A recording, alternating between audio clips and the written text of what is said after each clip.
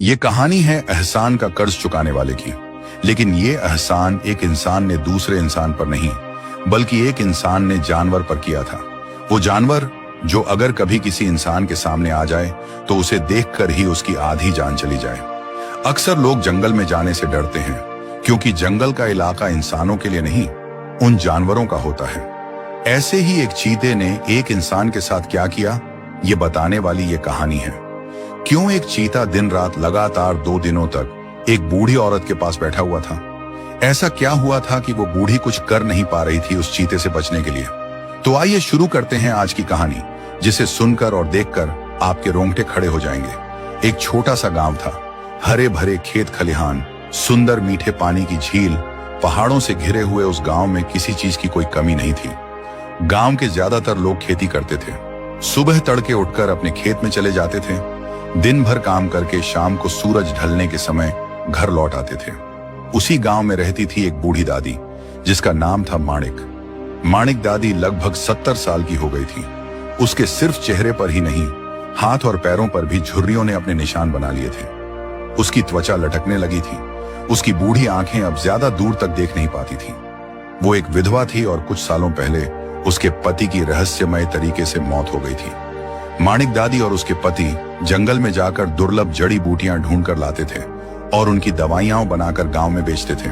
गांव में दूसरा कोई वैद्य नहीं था। गांव वाले सब लोग माणिक दादी के बनाए हुए दवाइयों को खाकर तंदुरुस्त रहते थे। माणिक दादी इतनी बूढ़ी होने के बाद भी अकेले जंगल में जाकर जड़ी बूटियां लेकर आती थी। एक बार वो ऐसे ही जंगल में जाने के लिए घर से बाहर आई थी। अब वो पहले की तरह तेजी से चल नहीं पाती थी। उसे गांव के शिशुपाल और किशन ने देखा और कहा, अरे माणिक दादी, तुम तो अभी ठीक से चल भी नहीं पा रही हो। क्यों जाती हो जंगल में? पता नहीं वहां कब कौन सा खतरा सामने आ जाए। हाँ, किशन सही कह रहा है दादी, अब इस उम्र में ऐसा खतरा मोल लेना क्या सही है। शिशुपाल ने किशन के कहने में अपनी हामी भरी। उन दोनों की बात सुनकर माणिक दादी हल्के से मुस्कुराई। उसने कहा, तुम दोनों जो कह रहे हो वो सही है बच्चों, लेकिन मुझे अपना पेट पालने के लिए ये काम करना ही पड़ेगा। अगर दवाई नहीं बेचूंगी तो पैसे कैसे कमाऊंगी? मेरा तो कोई बेटा या बेटी भी नहीं है जो मुझे पाल सके। दादी की ये बात सुनकर किशन ने फिर कहा, दादी, आज तक आपने इतने गांव वालों का इलाज करके उन्हें स्वस्थ किया है। अब हम सबका भी फर्ज है कि आपके लिए कुछ करें। हम सब मिलकर आपका ध्यान रखेंगे, आपके सब खर्चे उठाएंगे, लेकिन आप जंगल में मत जाया कीजिए। उसकी बात सुनकर माणिक दादी फिर एक बार मुस्कुराई और उन्होंने कहा, नहीं बेटा, जब तक इस शरीर में जान है तब तक मैं खुद काम करूंगी, बाकी सब भगवान की मर्जी। ऐसा कहकर माणिक दादी अपनी छड़ी पकड़कर जंगल में चली गई। जंगल में जाकर उसने अपनी हमेशा वाली जगह पर जाकर जड़ी बूटी तोड़ने लगी। उसे हर समय ऐसा लग रहा था कि कोई उस पर नजर रखे हुए है, लेकिन वो घबराई नहीं। उसने अपनी छड़ी पास ही रखी थी। उसने ध्यान से जड़ी बूटियां तोड़ी और धीरे धीरे चलकर गांव में वापस आई।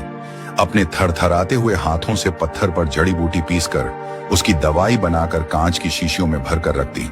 शाम होने के बाद शिशुपाल भागते हुए आया और उसने माणिक दादी से कहा, दादी दादी, जल्दी दवाई दे दीजिए, मेरी बेटी अचानक बुखार से तप रही है।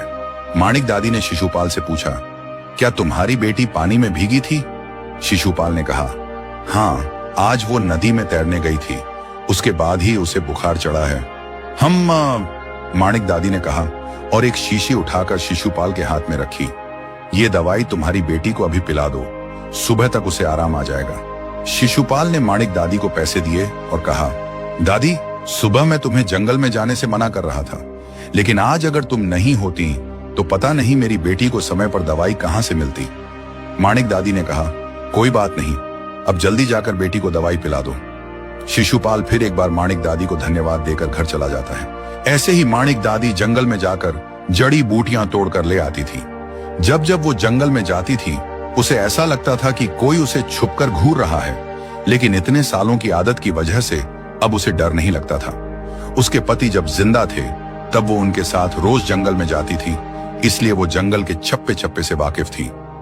एक दिन गांव की ही एक औरत बिंदिया माणिक दादी के पास आई और उसने कहा, दादी, मेरी शादी को 6 साल हो गए हैं, लेकिन अभी तक मुझे बच्चा नहीं हो रहा है। तुम तो गांव के सब लोगों को दवाई देकर ठीक करती हो, तो मुझे भी कोई ऐसी दवाई दे दो जिससे मुझे बच्चा होने में आसानी हो जाए।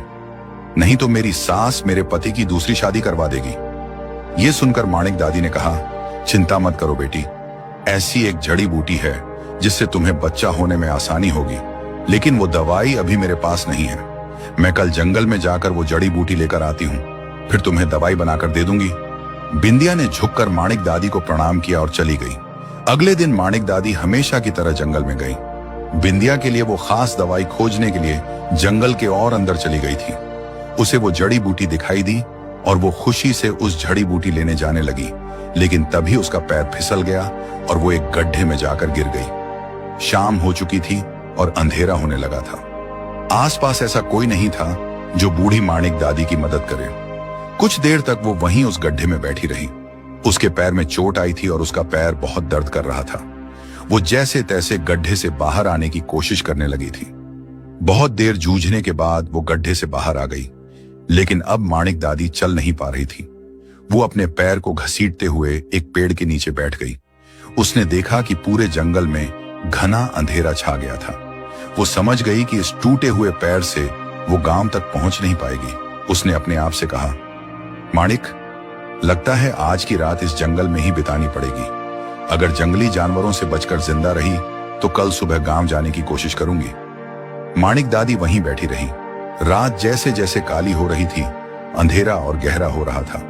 साथ ही जंगल के उस सन्नाटे में जंगली जानवरों और झींगुरों की आवाज से जंगल की शांति भंग हो रही थी। बूढ़ी माणिक दादी के पास ना तो खाने के लिए कुछ था और ना ही प्यास बुझाने के लिए पानी। भूखी प्यासी वो बहुत देर तक वैसी ही बैठी रही और कुछ देर के बाद वहीं उसकी आंख लग गई। कुछ देर के बाद उसने महसूस किया कि जैसे उसके आसपास कोई है।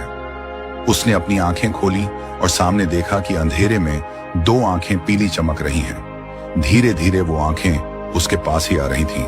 कुछ ही देर के बाद उन दो चमकती पीली आंखें उसके बिल्कुल नजदीक आ गईं और एक बड़ा चीता माणिक के पास आ गया। वो चीता माणिक को घूर रहा था। माणिक के पैर में आई हुई चोट की वजह से वो कहीं नहीं जा सकती थी। माणिक ने अपनी आंखें फिर बंद की और मन में सोचा कि आज की रात उसकी आखिरी रात है।